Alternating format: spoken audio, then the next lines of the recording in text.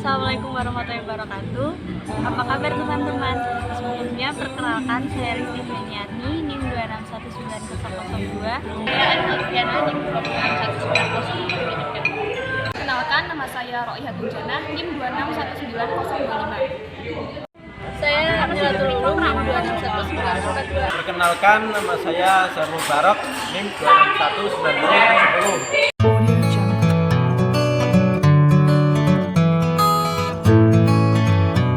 Di sini saya akan menjelaskan pengertian media pembelajaran. Media pembelajaran adalah segala sesuatu yang dapat mengantarkan pesan dari pengirim kepada penerima. Segala sesuatu yang dapat digunakan untuk menyalurkan pesan, merangsang perasaan, perhatian, dan kemauan siswa sehingga dapat mendorong proses belajar siswa.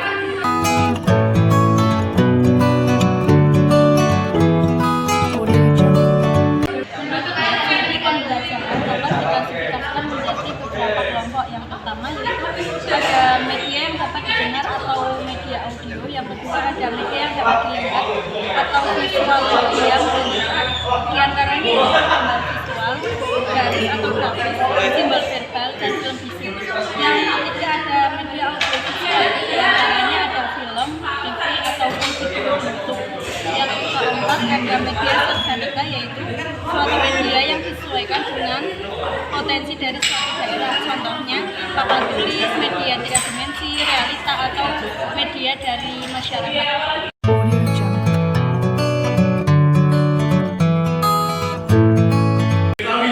Merupakan sebuah teknologi terbarukan yang dirintis oleh perusahaan teknologi komunikasi dari Amerika Serikat.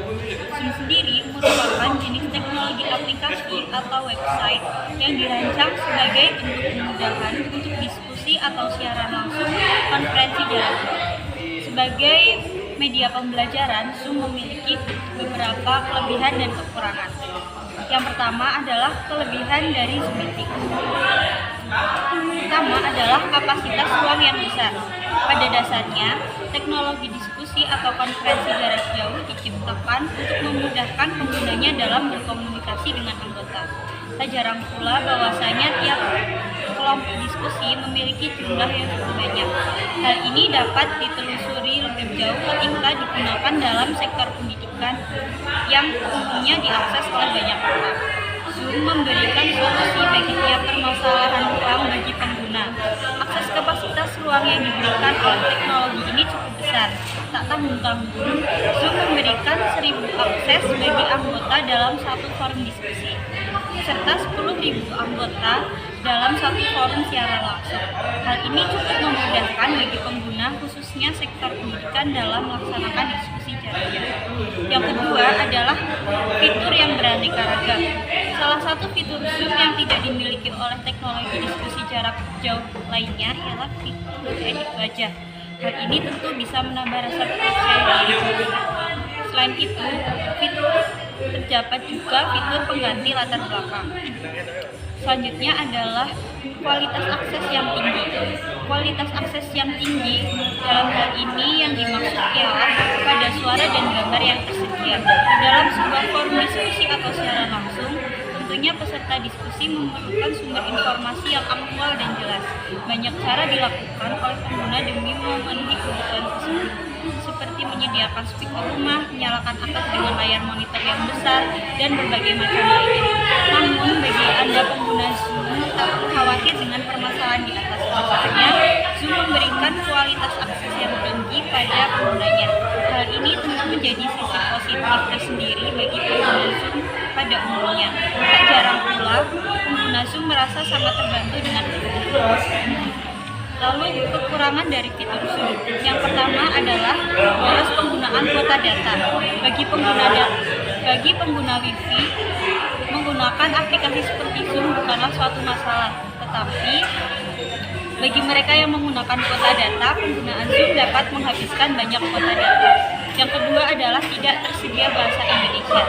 Teknologi Zoom tidak menyediakan bahasa Indonesia sebagai fitur pendukung diskusi maupun siaran langsung. Akses bahasa yang mungkin dapat digunakan ialah bahasa Inggris. Yang ketiga adalah rawannya data bocor.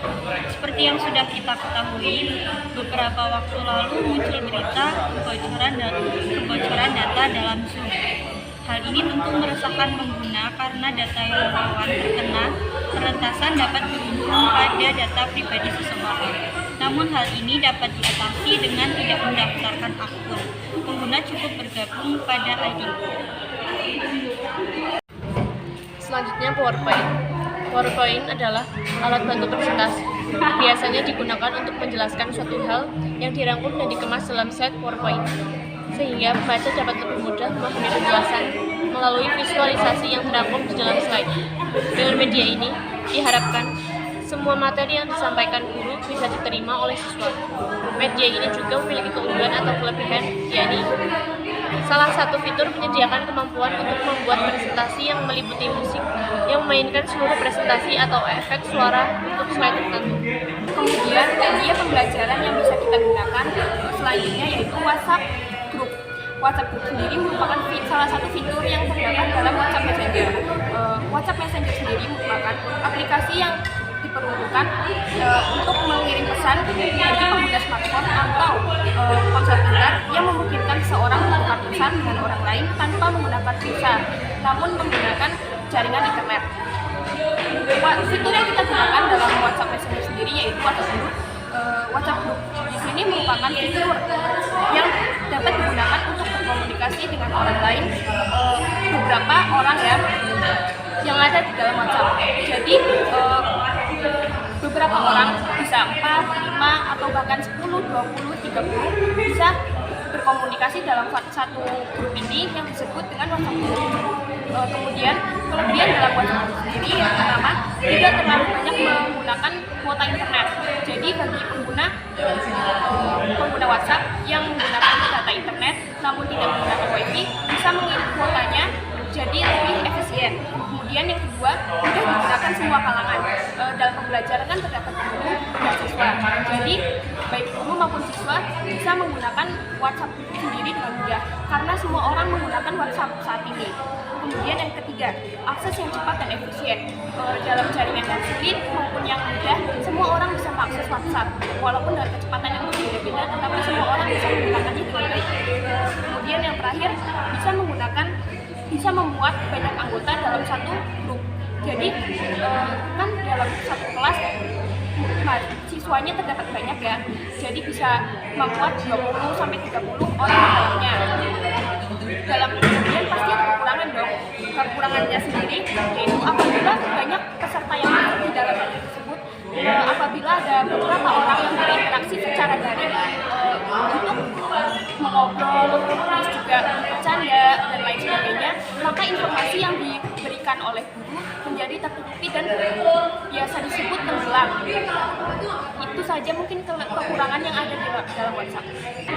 Selanjutnya, video pembelajaran. Video pembelajaran ini bisa diartikan dengan serangkaian bahan ajar yang diberikan melalui tayangan, gambar bergerak, disertai suara, alur, dan pesan-pesan.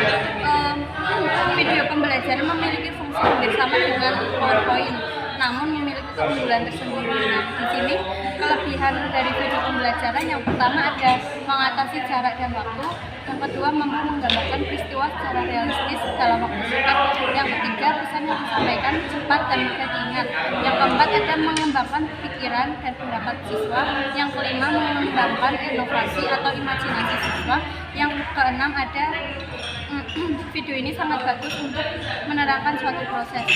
Nah, selain kelebihan, di sini juga ada kekurangan. Kekurangan dari video pembelajaran yaitu yang pertama, video terlalu menekankan pentingnya materi ketimbang proses pengembangan materi tersebut.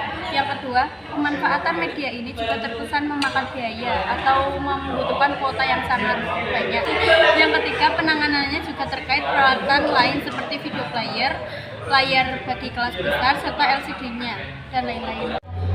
Google Form adalah layanan dari Google yang memungkinkan Anda untuk membuat survei tanya jawab dengan fitur formulir online yang bisa dikustomisasi sesuai dengan kebutuhan.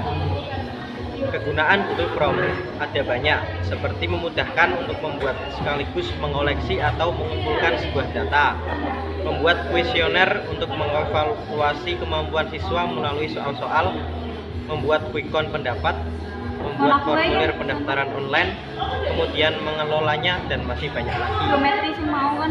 Kelebihan Google Form adalah mudah digunakan, terintegrasi dengan Google Sheets, hasil real time, adanya summary, cara share mudah, dan add-ons, dan masih banyak yang lainnya. Kekurangan Google Form adalah desainnya yang terbatas, pilihan ekspor terbatas, tidak ada notifikasi email, tidak ada riwayat pengeditan, dan yang lain sebagainya. Sekian pemaparan dari kelompok kami.